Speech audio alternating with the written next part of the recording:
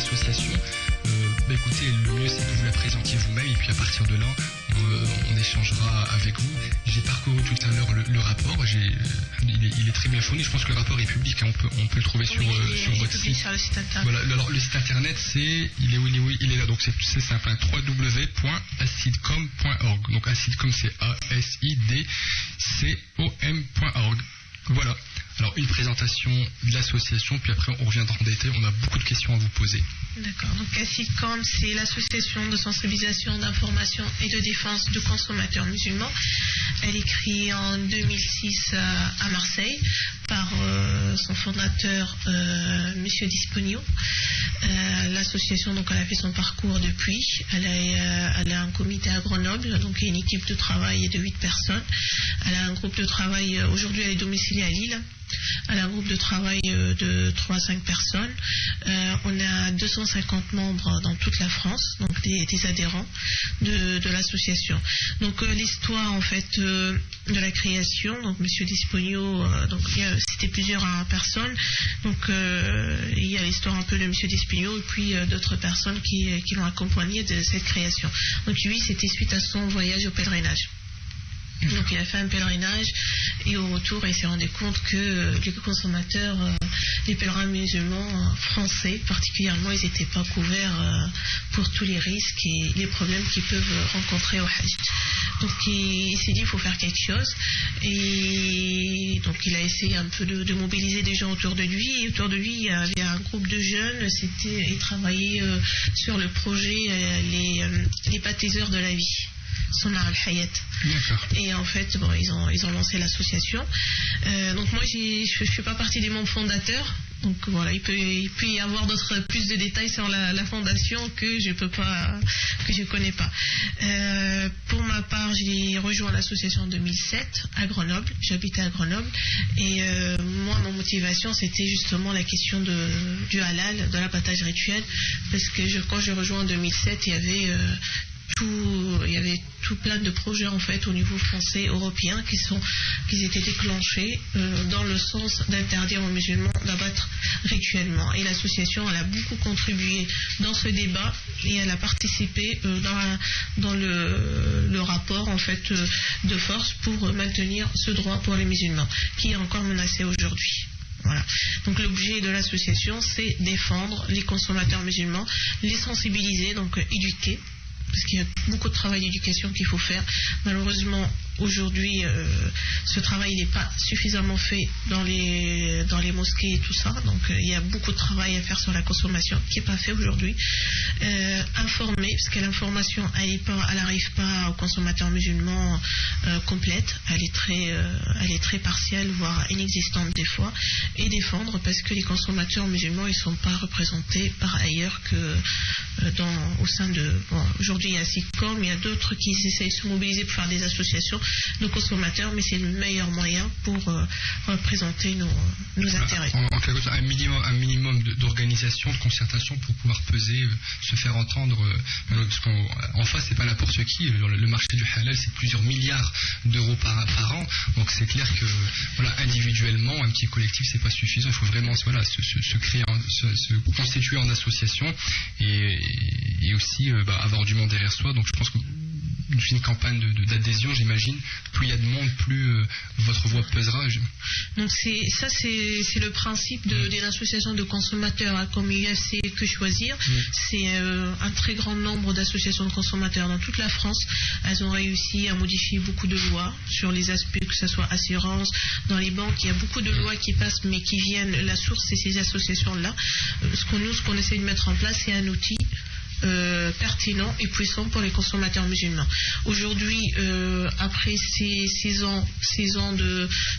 ans d'existence, alhamdoulilah, on s'est fait reconnaître, on a une reconnaissance parce qu'on participe dans l'élaboration des normes.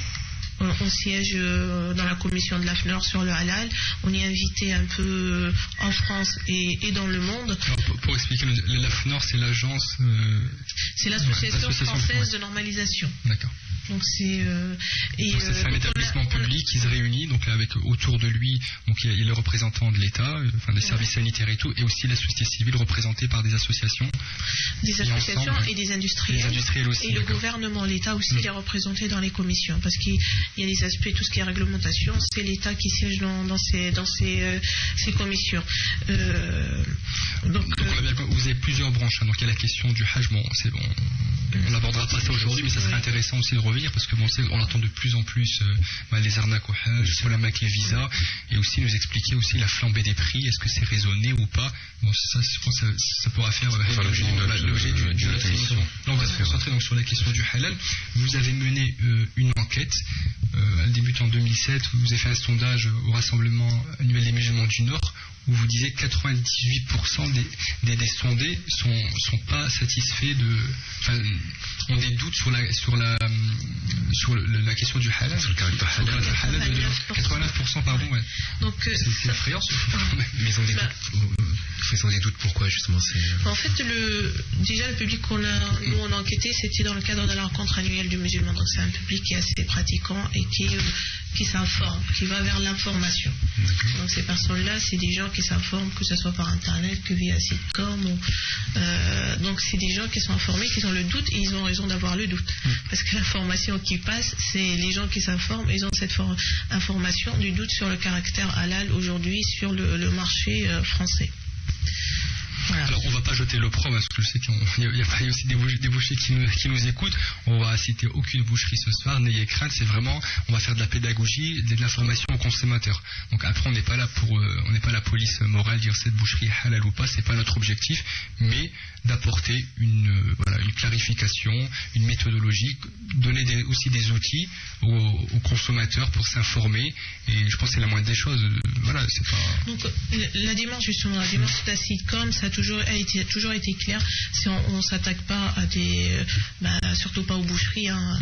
Donc nous, ce qu'on essaye de faire, nos études, elles sont plus comparatives. Donc quand on fait des tableaux, on donne des informations. Le consommateur, il est conscient, il peut faire un choix réfléchi et bien informé. Donc ça, c'est le but de nos enquêtes. On a enquêté sur les boucheries, on a enquêté sur les certificateurs halal. Notre travail, il est dirigé dans ce sens-là. Mais l'enquête sur les boucheries halal, elle n'avait pas que ce but-là, parce que nous, en tant qu'association, suite à notre travail, on connaissait déjà le constat en fait. Mais c'était juste pour déjà faire une étude scientifique, parce que nos démarches, elles veulent être scientifiques pour peser dans les discussions, parce que ces rapports-là, l'année dernière, on l'a posé au Sénat. Même s'ils ne l'ont pas cité, on sait que ça a été pris en considération.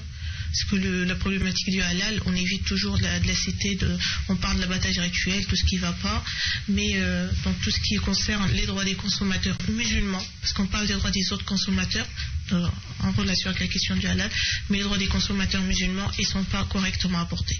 Donc ça c'est... Et l'autre chose, quand on a fait cette enquête, on voulait s'approcher des bouchers, parce que comme les consommateurs musulmans, eux aussi, je ne vais pas dire victimes, mais ils ont une part de responsabilité, mais ils sont aussi mis dans un système qui leur impose certaines choses. Et même, on est conscient que beaucoup parmi eux qui travaillent parce qu'ils n'ont pas d'autre choix. Et vont dans ce sens-là. Et l'enquête nous a confirmé ça. On a dans plusieurs discussions, on a relevé qu'il y avait de la discrimination qui est exercée sur ces bouchers-là. Alors on va revenir quelques instants sur la question de responsabilité. C'est qu'on en discute souvent ici. Alors, quand on dit on est responsable, parce que la question qu'on va dire, oui, mais c'est marqué sur l'entrée de la boucherie, il y a un autocollant halal. Est-ce que c'est suffisant ou pas pour aller manger? Donc c'est qu'on a l'habitude de dire ici, subhanallah, quand on va aller en vacances par exemple, on passe des heures, parfois des journées, parfois des semaines sur les sites de comparaison. Quel est le billet moins cher? Si on veut louer un appartement, une maison au bord de la mer, on va regarder sur les sites de comparaison, on va passer des coups de fil pour savoir, pour pas se faire avoir. Et comme par hasard sur la question du halal, on fait confiance.